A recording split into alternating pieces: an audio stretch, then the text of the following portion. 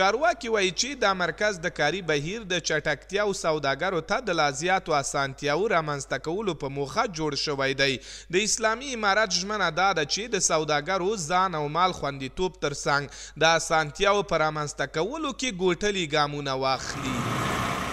دغه مرکز د پرانیستلو هغه اصلي موخه او مقصد دغه ده چې دلته به که مخکې د تجارانو هغه کوم صادراتي اسناد چې ته مراحل کېدل که هغه به یوه ورځ دوه ورځې یا ورځ یې نیولې نو هغه به اوس په 10 دقیقو یا 20 دقیقو کې دوی هغه مشکلات ټول حل کېږي له دغه مرکز نه.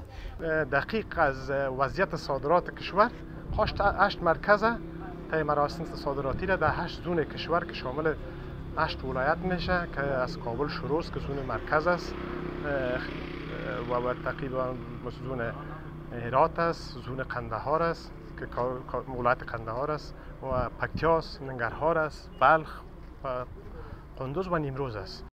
په همدې تړاو په کندوز ولایت کې د صنعت او سوداګرۍ خوني مسؤلین او سوداګر وایي چې د اسلامي امارت په واکمنېدو سره په سوداګرۍ او پانګونه کې ګڼې اسانتیاوې رامنځته شوې دي.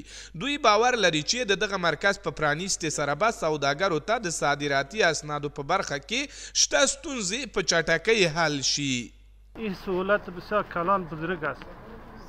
بنابراین بازم از بزرگای امارت اسلامی خواهش میکنیم همیشه همچون فکرشان به خرج بتن از این بهترتر و بهترتر به سهولت‌های تاجران عزیز بیاندیشن خدمت بکنن. مسیر یعنی فاصله شعبات بیشتر بود. امروز با افتتاح شدن از این مرکز واحد یعنی موضوع معضل تاجر ما حل میشه الحمدلله.